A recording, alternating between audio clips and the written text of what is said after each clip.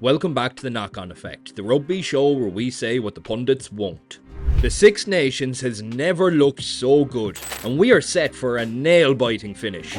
In today's video, we're going to discuss some of the different play styles we've seen and answer the question, will Ireland make history? Let's get stuck in.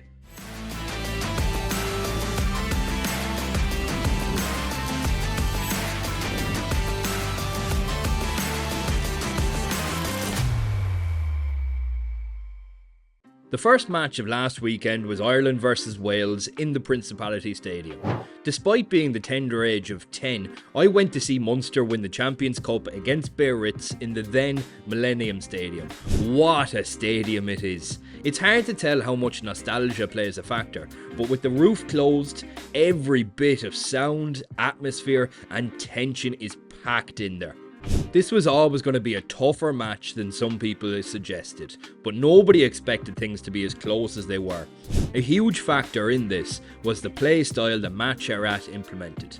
The biggest change from Gatland's reign was Wales were starting to play with the ball in the right areas. We've seen this with Cardiff this year with Matt Sherratt, who focuses on territory first. It's pressure rugby at its finest, and it's really reminiscent of that Munster 06 team. Having grown up watching my rugby heroes play in this style, I have a deep appreciation for it. The tactic and logic is simple. Prioritise territory, pin the opposition back, force errors with physical defence, aggressive in the upfront battle, and once the door is battered down and you're in the position to attack, flash the ball out wide.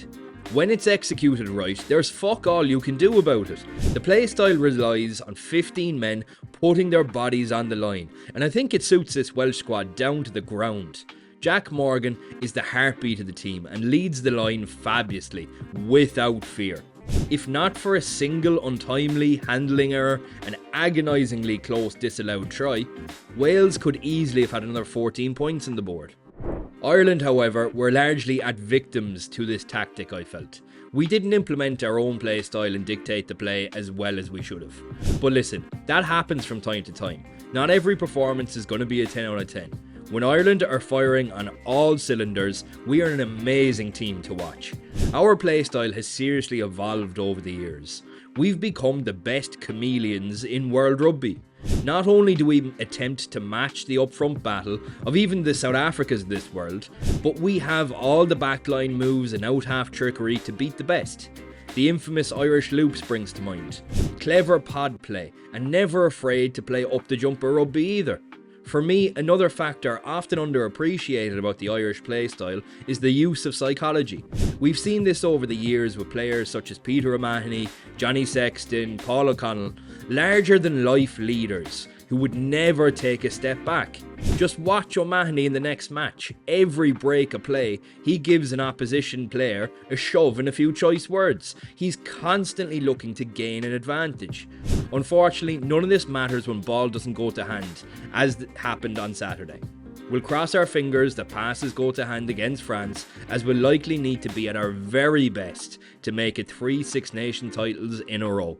While they've been mentioned, let's discuss the French. A similar play style to Ireland, however, where we are more conservative and operate as efficiently as possible, the French pride themselves as being the team with the most flair. The French flair is renowned for its paradoxical combination of rugged physicality and fast, free-flowing rugby, keeping the ball alive at all costs. Spectacular offloads and edge-to-edge running options, stretching the opposition as wide as possible. The leader of this in recent years has undoubtedly been Dupont. He is the epitome of French flair, constantly sniping, attacking, keeping the ball flowing, and his ambition with ball in hand knows no bounds. The paradox comes from players such as Antoine Meafou and Gregory Alldritt. Uber physical, in your face, and constantly looking to create the space required for the backs to exploit. From outside of France, it's often looked at as a bit of a reckless style, throwing caution to the wind in search of the spectacular. But there can be no argument, when France pull it off, it's fantastic rugby to watch. Lastly, we're going to look at England. Borthwick's men have been finding more and more success as of late. By God, are they playing the complete opposite of the French style. very similar to what we've seen from teams like South Africa, but arguably even more defensive. England implement a playstyle that hugely relies on physicality and forward play. Heavy focus on strong set pieces, picking goals, and if that fails, they will put boot to ball. Having two kicking options in the starting lineup with Finn Smith and Marcus Smith makes a lot of sense. We've seen both launch huge Garry-Owns, bombarding the opposition back three constantly. Why? Because if you knock it on, then England get another set piece and a platform to attack off of. When the backline do receive the ball, it's often strong carries from the centres in favour of any Flair. It's a completely exhausting attack, constant, unrelenting and tough. Defensively, they look to dominate every collision and big hits are celebrated like tries. They've come up against a fair amount of criticism as of late, but you can't argue with the results. Now, I've chosen these four teams as I feel as they are the best representations of each playstyle, while both Scotland and Italy share many elements from these teams. If you think we've left anything out, be sure and let us know. Which brings us to the question, will Ireland make history? Playstyles make the matches, and as far as the Irish playstyle goes, I firmly believe that we can beat any team on our day. I fancy our chances here. Many thought this year would come down to Ireland versus France in Dublin, and it's certainly looking that way. The French flair has the ability to put any team to the sword. As long as their ambitions never become reckless, they will test Ireland at every opportunity. As for us, we have the most fluid game plan of any of the Northern Hemisphere teams, and possibly in the world. We'll attempt to go head to head with the French physicality, and we'll hope our more efficient, streamlined, calculated risks will come out on top. What will be immensely important though is the selection of players chosen to execute our game plan. In any case, we're going to be treated to world-class test-level rugby at its finest, and I can't fucking wait. What do you guys think? Have your say in the comments below. We're just a couple of biased fans following the sport we love and having a few laughs along the way.